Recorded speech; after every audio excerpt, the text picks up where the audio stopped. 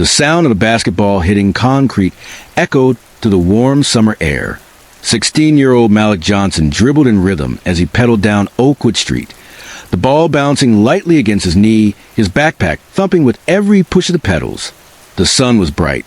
The air smelled faintly of fresh-cut grass, and kids laughed somewhere in the distance. To Malik, it was just another perfect day, one of those rare ones when life felt simple. He was on his way to the park. A pickup game with his friends was waiting for him. He was thinking about whether his jump shot would be on point today, whether his team could finally beat the older guys who ruled the court. The only thing on his mind was basketball. But just 2 blocks away, a different set of eyes was on him. Officer Daniel Crowley sat in his patrol car, sipping lukewarm coffee, scanning the street like he always did. Crowley was a veteran cop, 15 years on the force. He'd tell anyone who asked that he had good instincts. And in that moment, his so-called instincts told him that Malik, a black teenager in a hoodie on a bike, needed to be stopped. The cruiser eased forward, tires crunching against the asphalt. Malik heard the faint hum of the engine behind him, but thought nothing of it, until the sudden flash of red and blue filled his peripheral vision. The siren gave a short, sharp wail. Malik slowed his bike and turned his head. He pulled one earbud out, the music fading into the warm air. The patrol car stopped inches away. "Pull over," the voice boomed through the loudspeaker. Confused, Malik pulled his bike to the curb. He looked up at the officer stepping out of the car, tall, broad, his expression already locked in suspicion. "Is something wrong, officer?" Malik asked, his voice steady but cautious. "Hands where I can see them." Crowley barked, one hand hovering just above his holstered gun. Malik froze. He lifted his hands slowly, the basketball rolling into the gutter. "I'm just going to the park." Crowley didn't answer. Instead, he stepped closer, his eyes scanning Malik from head to toe, like he was checking boxes in his mind. "Empty your pockets," he ordered. Malik hesitated. People were starting to gather. A few neighbors, a man walking his dog. Even a group of kids in the playground across the street. Some pulled out their phones. "I didn't do anything," Malik said. "That wasn't a request," Crowley replied, his tone sharp. Malik slowly pulled out his phone, a crumpled $5 bill and a set of house keys. Crowley glanced at them, unimpressed. "What's in the backpack?" "My gym shoes, my notebook." "Put it on the ground." Malik set the bag down. Crowley unzipped it, pulling out the shoes, the notebook, and a water bottle, laying them on the sidewalk like evidence. Finding nothing, Crowley's eyes narrowed. "Turn around," he said. Malik's breath caught. "For what?" "Turn. Around." Cold metal cuffs closed around Malik's wrists. The humiliation burned hotter than the sun overhead. The crowd murmured, some gasping, others shaking their heads in disbelief. "What's the charge?" Malik asked, his voice cracking. "You fit the description of a suspect we're looking for," Crowley said flatly. Malik tried to remember every talk his father had given him about staying calm, about surviving the moment. He swallowed hard and kept walking as Crowley guided him toward the patrol car. But before they reached it, a black SUV screeched to a stop at the curb. The driver's door flew open, and a tall man in a tailored suit stepped out, his face a storm. "Officer," the man barked. "What is going on here?" Crowley straightened. "Sir, please step back.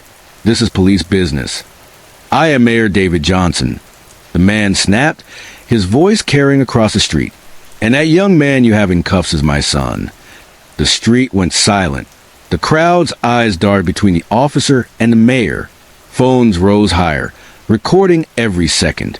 Crowley blinked, the color draining from his face. "You're your son?" "Yes," the mayor said, stepping forward until he was inches from Crowley. "My 16-year-old son, who was riding his bike to the park. Explain to me, right now, why you have him in handcuffs." Crowley stammered. He matched the description. "A description?" The mayor cut in. "You mean being young, black, and outside?" Crowley's mouth opened, but no words came out. "Remove the cuffs," the mayor ordered. Crowley hesitated, then unlocked the cuffs with a click. Malik rubbed his wrists, the red marks dark against the skin. The mayor put a steady hand on his son's shoulder. You will explain yourself at the station, he told Crowley, and you will explain yourself to this community. The SUV door shut with a heavy thud, and father and son drove away, leaving the street buzzing with whispered conversations. But the story was just beginning. That night, the video of the arrest hit social media. Within hours, it had been shared thousands of times. The hashtags calling for justice trended across the city. News vans parked outside City Hall the next morning. At a press conference that afternoon, Mayor Johnson stood before a wall of cameras, Malik beside him. My son's experience yesterday is not an isolated incident, the mayor began. It is a reality for too many young people in our city, and it ends now. He announced a full investigation, mandatory bias and de-escalation training for all officers, and the creation of a civilian oversight board. The crowd cheered, their applause echoing off the walls. Officer Crowley was placed on unpaid leave pending the investigation. For once, accountability had a face and a name. Weeks later, Malik stood on the basketball court at the community center, the same place he'd been heading that day. The mayor's new community outreach program had organized a tournament, drawing teams from every neighborhood. When Malik's team won the championship game, he was handed the microphone. He looked out at the cheering crowd. "I'm not just a mayor's son," he said. "I'm a kid from this neighborhood. And what happened to me could happen to anyone. That's why we have to speak up, to stand up so that no one is treated like a suspect for just living their life." The gym erupted in applause. Malik smiled, the knot in his chest loosening for the first time since that day. He knew the work wasn't over, but he also knew something else. He wasn't alone, because this wasn't just his story.